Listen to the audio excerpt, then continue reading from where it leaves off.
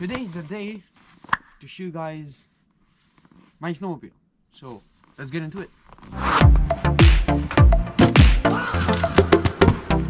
So basically, this is my father's snowmobile, but I'm riding it because I don't have one, and next year I've got to buy a new one, which will be almost the same. But there's a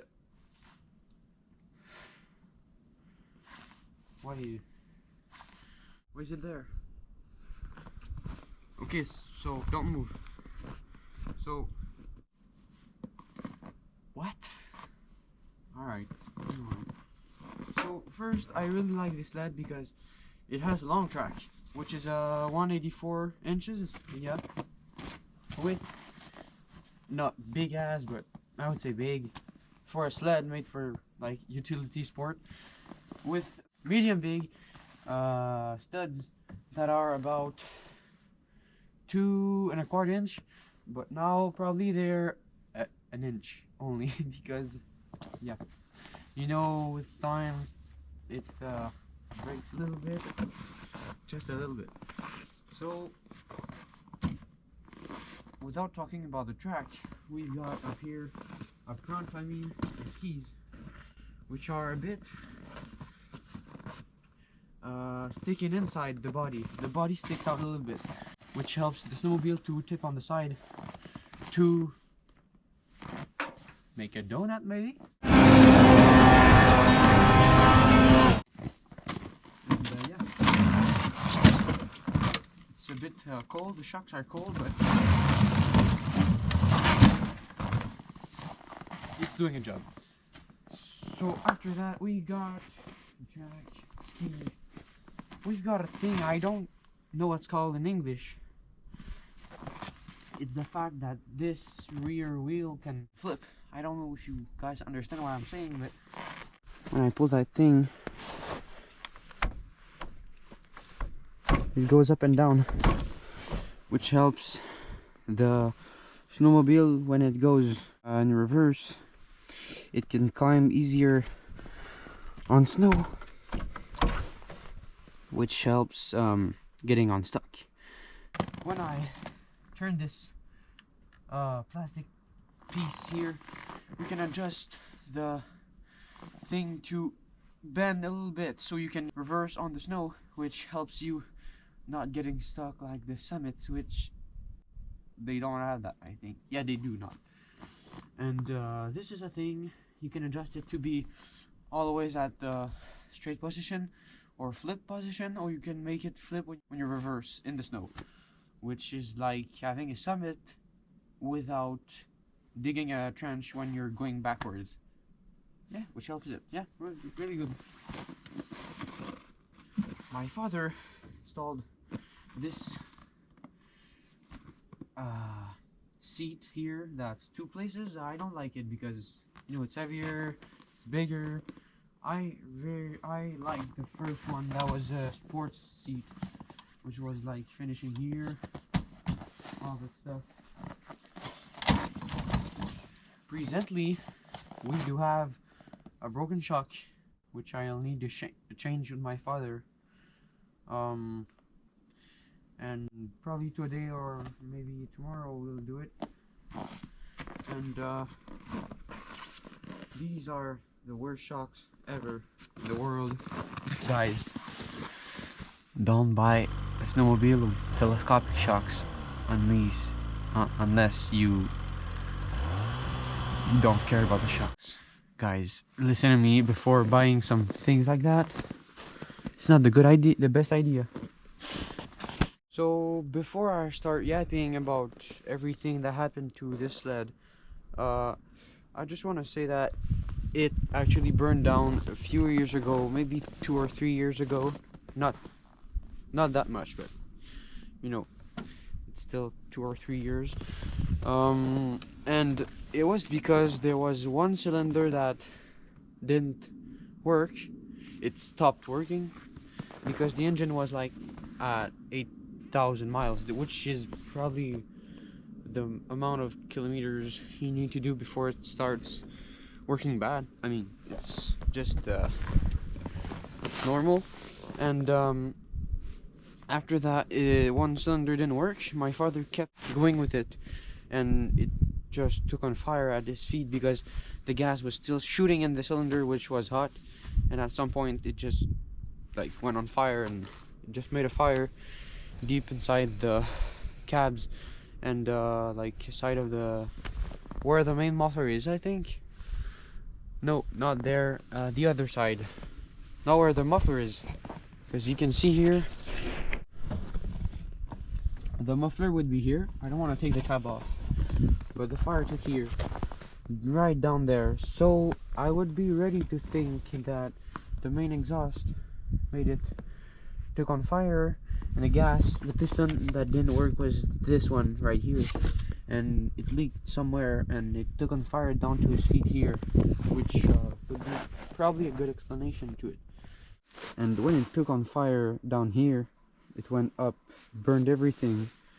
So what my father did is claim the insurance, then bought it back from the junk. He made a mechanic build it up again, so he could have it back. And it's I mean, the job is well done from the mechanic, but we can still see it burned a little bit. For example, here you can see there's traces of smoke. There's smoke residue. But you can see here, like, there's some foam that burned this plastic here, melted with the rest of the body. This here too, you can see here the smoke that went out. And after that, they had to walk 22 kilometers my dad and my mother, they had to walk 22 kilometers in the forest in the deep snow, because they were coming from a place in town, going to my cottage. They got stuck inside the forest, and it was 2 in the morning, so they were a bit in the shit, in big shit, yeah. So I didn't talk to you what it was about. So this LED is actually Tundra Xtreme from 2016. Yeah, 2016. So it's the orange and gray edition. It's a 600 HO tech, which is injected, but with the high output. So yeah, it's pretty good snowmobile. We can feel the power in it. It's not like a 850, but you know, it's still doing its job. Here in Quebec, we don't have pretty much a good amount of snow, not like in the west. So I mean, it's doing its job. Like I said before, it's doing the job it has to be doing. Yeah, since there's not a lot of snow. Like here, you can see we're in almost in March. And I mean, there's 1.5 meters here. If we go to our cottage, maybe there's 2 meters, maybe there's 2.5, but no, it's not that pretty, not that much compared to in the west, where you have 5, 6, 7 meters. You know, it's doing its job decent here. So without further talking, let's get into another type of review. We had a problem with the battery 2 weeks ago. It was running low, and the snowmobile didn't start properly, so we needed to boost it up with the car battery, like at our cottage. And this is not a cool thing to do, because if you get stuck in the middle of the mountains and it won't start, then you're cooked. I adjusted the strap emitter so I can try to wheelie more, but it's not, I can't promise it'll work better. I mean, this LED is not for wheeling at all. It's going maximum 100 top speed, and it's not made for deep snow, but it works in it. So Like there's a middle, you know, in things. There's a middle. You don't want to go in too deep snow, but you can't stay on trails. It's not made for only that.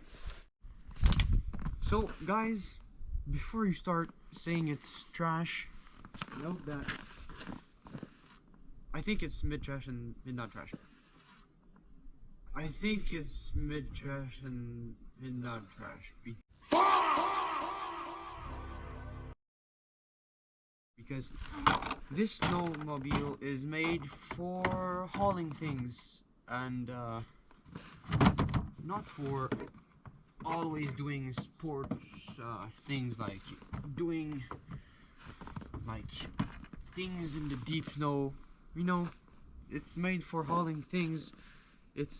I would say it's 75% sport and 25% utility, because it has a lot of power. But I think the torque is less important on that sled. I think the high output, like here, makes it more capable of going in the deep snow, because the torque is not really there. You know, we can still pull things like a Summit wouldn't, but we can't do it like Skanzik would do it. So my father, as a guy that likes to be prepared, he made this box fabricated by a company named Aruko.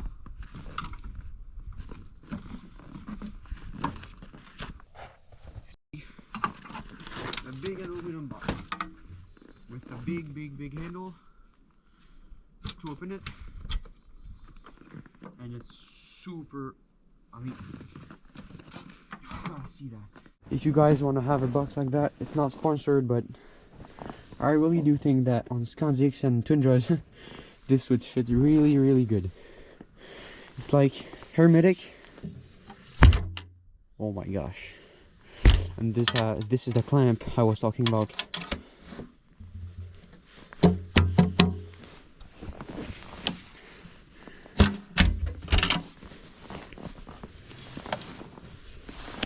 Yeah, some stuff to shit, stuff to start the snowmobile if you get stuck in a tree, and if you get stuck in a tree too. And this is a handle for the cabs.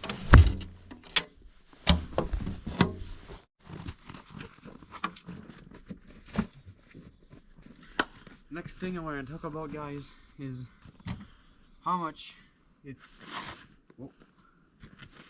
how much this thing is compared to a Summit, and how much it's not. So first, like I said, it's good at hauling, but not too much. It's good in deep snow, like a Summit. This is why it's called a sports utility snowmobile, or a utility sports, because it can do things like a Summit or an RMK, like going in deep snow, but not too much. And it can hold things like a Skanzik would, which is good, because if you're a guy that likes going to his cottage with a big trailer, and then you want to have fun, or give it to your kids while you're there, and they want to have fun too, I mean, it's good. The next thing I want to talk about are the shocks. I think they're bad. You can see here there's a bit of rust here, down here, and up here.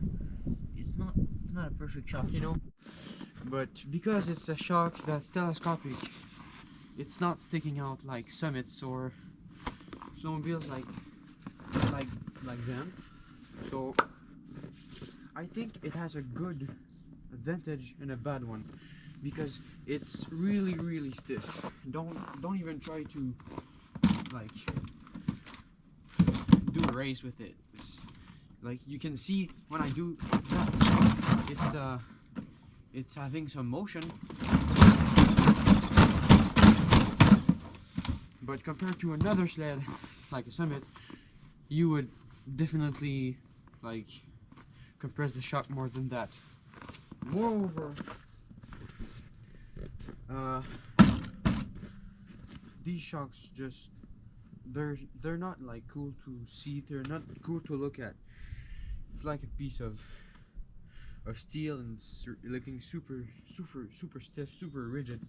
I don't know why, but the good point about that is really that these shocks are helping you. Really, guys, I mean what I'm saying, and I am certain about it for 100%. These shocks, because they're not sticking out, it helps the snowmobile to tip on the side.